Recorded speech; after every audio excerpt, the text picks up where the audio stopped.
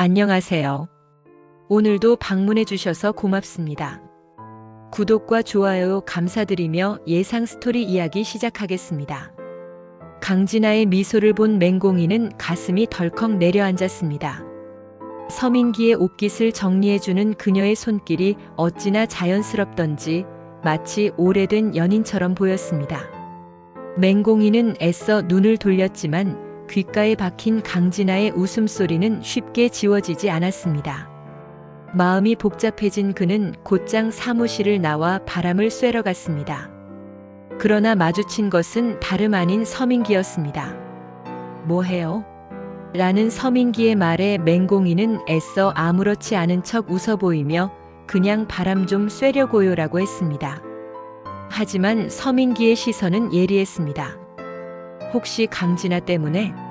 라는 그의 말에 맹공이는 순간적으로 숨이 멎는 기분이었습니다. 아니에요라며 손사래를 쳤지만 서민기는 묘한 미소를 지으며 그럴 줄 알았어요.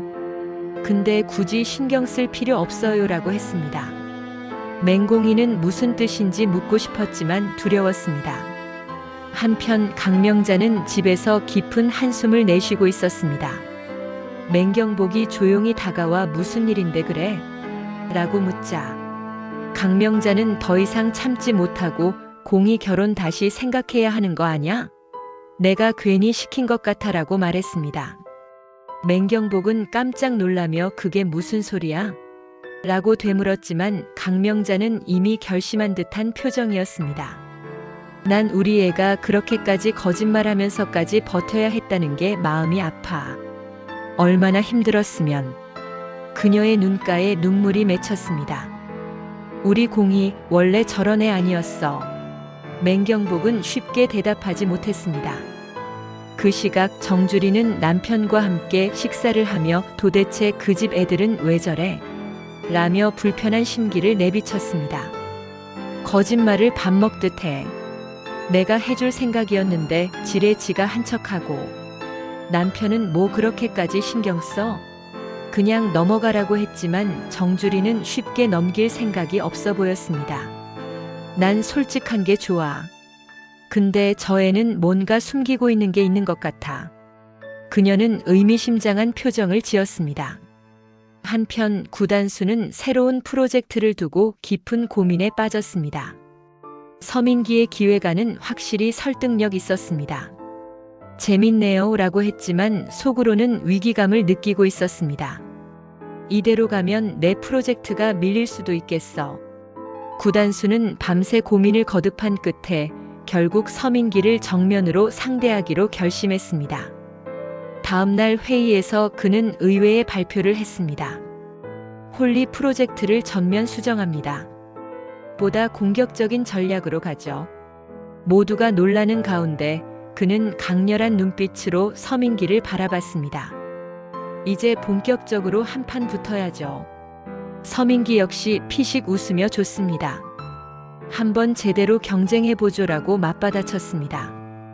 팽팽한 긴장감이 감돌았습니다. 그날 저녁 맹공이는 서민기의 메시지를 받았습니다. 할 말이 있어요. 잠깐 볼 수 있을까요?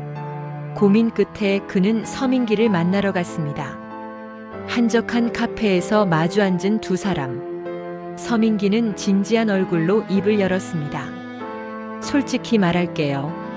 나한테서 강진아 신경 쓰이죠? 맹공이는 당황했지만 부정할 수 없었습니다. 서민기는 의미심장한 미소를 지으며 걱정할 필요 없어요. 강진아는 그냥 나를 이용하는 것뿐이니까라고 했습니다. 맹공이는 믿을 수 없다는 듯한 눈으로 바라봤습니다. 그게 무슨 뜻이에요? 서민기는 잠시 망설이다가 낮은 목소리로 말했습니다. 강진아는 맹공이 씨를 질투하고 있어요. 아니, 정확히 말하면 당신이 가진 걸 원하고 있는 거죠. 맹공희의 얼굴이 점점 창백해졌습니다. 그 시각 강명자는 맹경복에게 내가 공이 데리고 당분간 집에 가 있을까 봐라고 했습니다. 이렇게 두고 볼 수가 없어.